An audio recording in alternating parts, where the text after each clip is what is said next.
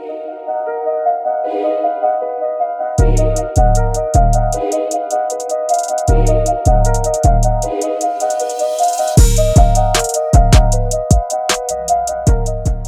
bien bonjour, bienvenue sur la chaîne Tamiya Kit. Aujourd'hui je voulais vous faire une petite vidéo, de nouveau, sur de l'électronique cette fois, pardon, pas de nouveau, parce que la dernière fois je vous ai représenté une voiture, mais je voulais vous présenter un contrôleur un peu particulier, donc peut-être qu'il y en a qui le connaissent, mais c'est la marque c'est le Ceram, donc c'est des variateurs fabriqués et conçus en Europe, donc en Tchéquie, sauf erreur. Donc c'est un produit complètement européen. Donc vous voyez la particularité, donc ça c'est pour les modèles de compétition. Donc ouais, c'est assez original. Donc il y a tout un écran à l'extérieur, donc il n'y a pas de boîtier de programmation, il se programme depuis l'extérieur comme ça, avec des touches. Donc on a tout le programme, enfin c'est...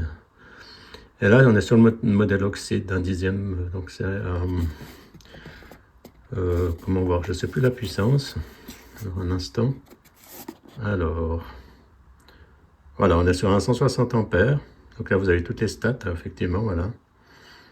Avec un écran LCD, avec justement la technologie aluminium oxyde céramique couleur. Donc c'est un...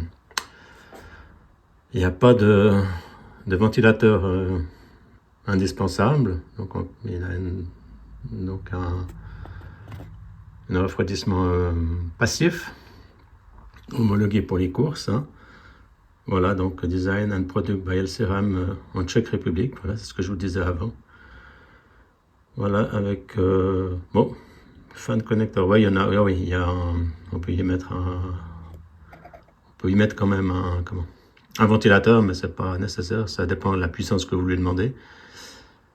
Donc voilà, 160 ampères, 2S. Après, voilà, je vous laisse lire. Hein. Donc, on est sur des grosses performances. Après, on est vraiment sur des régulateurs un petit peu plus onéreux que chez Hobbywing. Donc, voilà, on a le packaging là. Ensuite, ce que je vous disais, aluminium d'oxyde couleur, un processeur 32 bits, et puis ce que je vous disais, designé, fabriqué en Europe. Voilà, donc... pour le carton, on est sur le LCeram et on est sur la version oxyde, donc un nitride qui est un peu plus puissant. Mais voilà, ça suffit largement. Donc on est sur le G2 parce qu'il a existé et il a eu une première version. Là on est sur la deuxième version. Voilà, je vais vous montrer l'intérieur. Voilà, on retrouve le module dans son écran, si j'ose dire, parce qu'il y a une espèce de languette pour le sortir. Donc voilà, un packaging plutôt traditionnel, à part cette... languette qui permet de le sortir là, voilà. Ok, c'est très pratique. Donc on va le sortir puis on va le montrer de près. Alors voici notre contrôleur. Donc enfin je peux pas l'allumer parce qu'il faut faire tous les câblages, mais comme je l'ai montré sur le carton, on a toute la programmation sur cet écran là qu'on le voit en exemple là, donc comme je vous ai montré avant, tension de batterie, température, consommation de courant, enfin voilà. Alors ça, je ne vais pas vous détailler encore la programmation, ça faudra qu'on le branche et puis qu'on essaye, ou bien peut-être sur internet, mais je voulais déjà vous montrer la structure, donc c'est franchement magnifique. Une jolie pièce, hein, donc alu et tout, c'est superbe. Donc il a la protection d'inversion si jamais aussi. Donc là on a le cap sensor et puis il y a quand même un câble ventilateur si jamais. Donc oui franchement top. Hein. Puis là dessous ma foi ils ont déjà mis le double face, mais on a ce refroidisseur céramique. Là on voit juste la bande blanche, donc c'est vrai que c'est assez original hein, comme fonctionnement. Donc vraiment un super variateur donc de compétition qui ira sur un autre véhicule là, une Mugen NTC3 que je peux en vitesse vous montrer, à la limite. Comme ça vous donne l'idée sur quelle voiture ça va aller. À tout de suite. Alors voilà, ce variateur sera installé sur ce véhicule. Donc il y a une Mugen MTC3, donc la dernière Mugen Sei qui est en date. Donc là on est vraiment sur un châssis haut de gamme. Hein. Donc voilà, on n'est plus sur comme la Vibe que je vous ai montré avant. Là on a passé un cran au-dessus. Donc châssis aluminium 70-75 durci, donc très fin, 1,2 mm sauf erreur. Donc maintenant c'est la mode des châssis tout fins.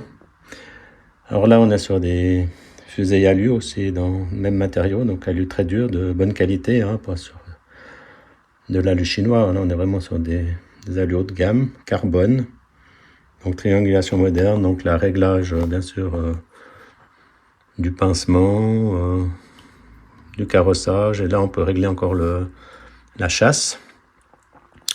Et l'innovation par rapport aux autres modèles, c'est qu'ils cherchent à centrer le centre, enfin à mettre le centre de gravité très bas. Vous avez les top decks qui plongent de chaque côté pour baisser encore le centre de gravité par rapport au moteur qui est à la couronne. Donc là, bon, sur le moteur, j'ai déjà commencé à monter le moteur, toujours des 17,5. Là, on est sur un G4R, donc pour moi un des meilleurs moteurs compétition. Donc c'est en version stock. Ensuite, on est sur un diff entièrement alu, avec aussi à l'arrière le réglage comme à l'avant, un pincement, carrossage, chasse, tout ce que vous voulez. Barre anti-roulis, fusée en aluminium, cellules, là on les voit pas bien parce que c'est noir, ouais. Mais elles sont aussi en aluminium, c'est vrai qu'on voit pas beaucoup, hein. Mais c'est vrai que barre anti-roulis d'origine, donc vraiment magnifique voiture. Je vous ferai une review un peu plus détaillée dessus. Donc maintenant aussi des amortisseurs très courts, donc ultra low profil. Donc on les voit là qui sont à l'avant des cellules. Donc ça c'est une mode, hein. Et puis aussi celle-ci, donc ça raccourcit vraiment le ressort est très court, hein. Moins en moins de spire.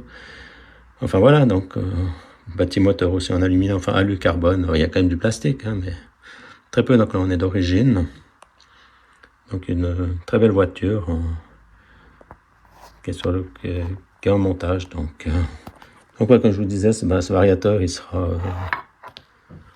il ira par là. Donc on va voir pour le monter, mais pas sur cette vidéo. Je vous ferai une vidéo montage un peu plus explicative de tout ça. Donc ça ira très bien. On se réjouit de voir ça, voilà. Donc comme je vous disais, magnifique contrôleur. Alors voilà, mais écoutez, moi je vous remercie d'avoir regardé cette petite vidéo, hein. Voilà, c'est la deuxième en peu de temps. Donc je sais pas si on voit mieux, là voilà, dynamique, voilà, avec le céramique là, qui dépasse. Non, très sympa. Voilà, bon, on va tester tout ça.